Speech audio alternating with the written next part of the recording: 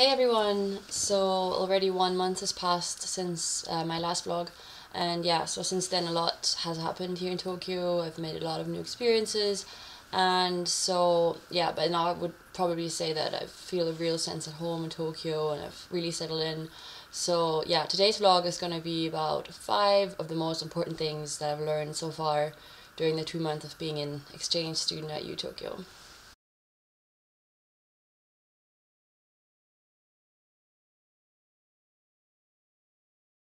The first thing I want to talk about is that you're never going to have as much freedom again as you have during your exchange, probably.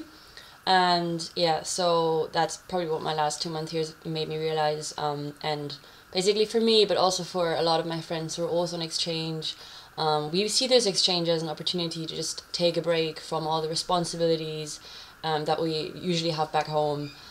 Being engaged in a committee or having a job or, anything, doing a project.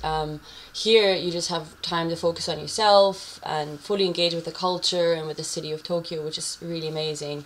And I know that by the time I get back, I have to write a thesis, which is going to be maybe pretty stressful.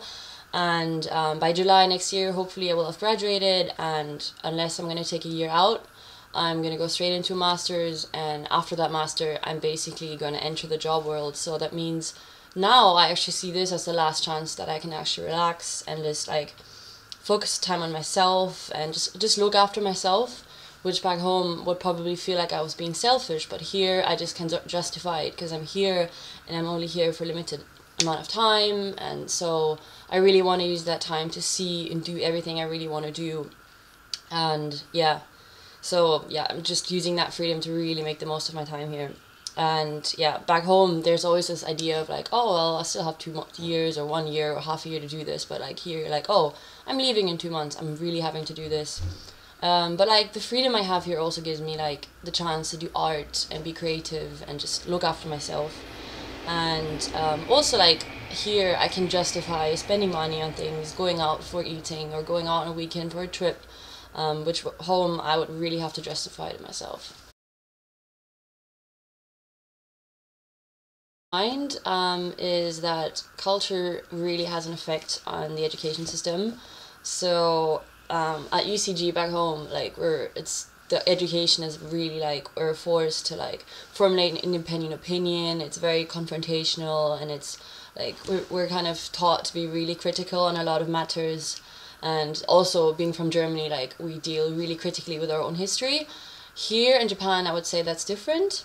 For example, I'm doing a course on war, sexual violence and war, and my teacher is very, like, he's not very fond of criticizing a specific group, so it's more like, it's a very factual course, and he says we basically can't criticize anyone who's still alive. And that shocked me at first, but like, I understand it because it kind of falls in place with Japanese society and their values. They're very collective society, and yeah, so which kind of also explains that they like prioritize being a homogenous society and being polite. While back home, like the Netherlands is a very like individualistic society, and yeah. And another thing I've realized is that university here is a lot less time consuming than in the Netherlands. Which yeah, it's very hard to get into university, especially University of Tokyo. It's really prestigious, but once they're in, it's fairly relaxed.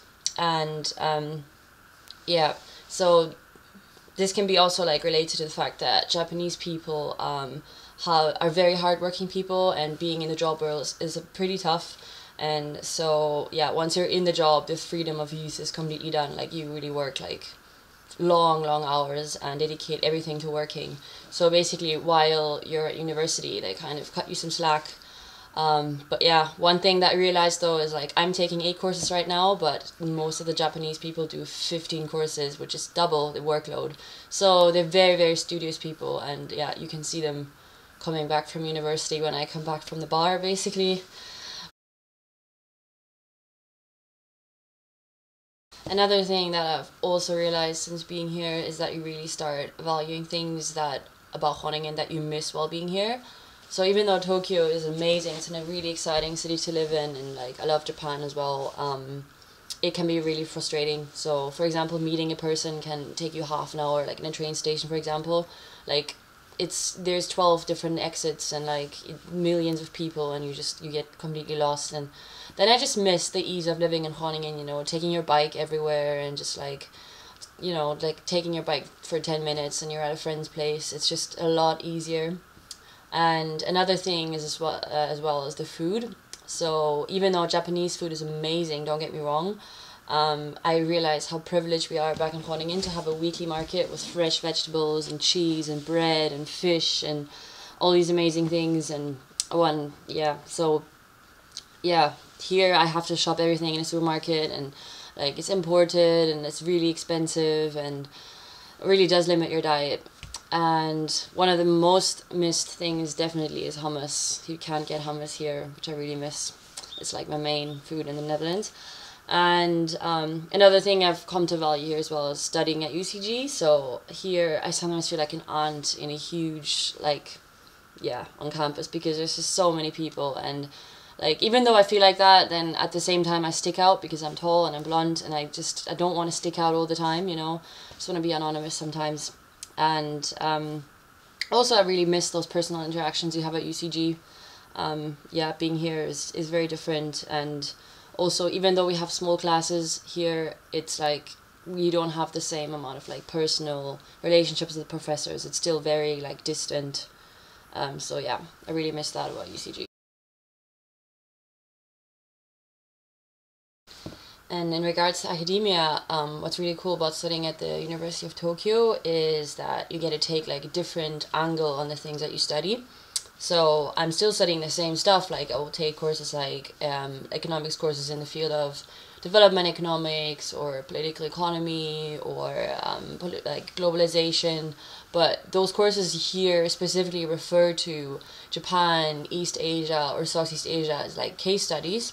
And it's got a lot of advantages because I didn't really have I hardly had any knowledge on like the history and the economy and the political system in Japan and in its neighboring countries. And I know I'm even like thinking of like writing my thesis about it because I'm getting such an in-depth like understanding of it.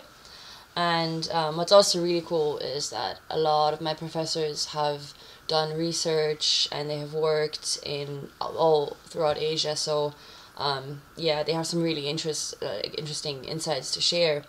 And yeah, studying all these things about Japan also really makes it a lot easier to like relate to it in like everyday life. And another thing which is really important while you're on exchange is like the mindset of working hard but also playing hard. So since I don't really have many other responsibilities here, I can channel a lot of my energy into my courses and my education, which is really good because I do enjoy a lot of my courses. But yeah, since work-life balance is really important, I also use every spare minute of my time to explore and travel. And even if I do work, I'm going to go do a coffee shop or do it in a park or something. Like I'm just going to try really balance out my life here. And one of the best things is that I have a 3-day weekend, so really often I can go on like a city trip, see another city, or go on a hike. There's a lot of mountains around Tokyo, and there's a lot of beautiful day trips, especially right now where the autumn colors are out and everything. And also right now there's the Rugby World Cup, which is really exciting, so there's a lot of people in town, and we usually go watch the rugby at fan zones on the weekend, and it's really crowded and fun. And but like even if I'm in Tokyo, I'm do a lot of cultural stuff, so there's a lot of concerts happening, there's a lot of exhibitions, a lot of art, a lot of festivals, street food things. Like there's just so much to do in Tokyo, which is really amazing. And yeah, one of the best things so far was our 5-day trip to Seoul in South Korea, with a few friends, which was really nice because I got to see Vicky there and Torge, who were also studying at UCG and are doing their exchange in Hong Kong and Shanghai and Seoul.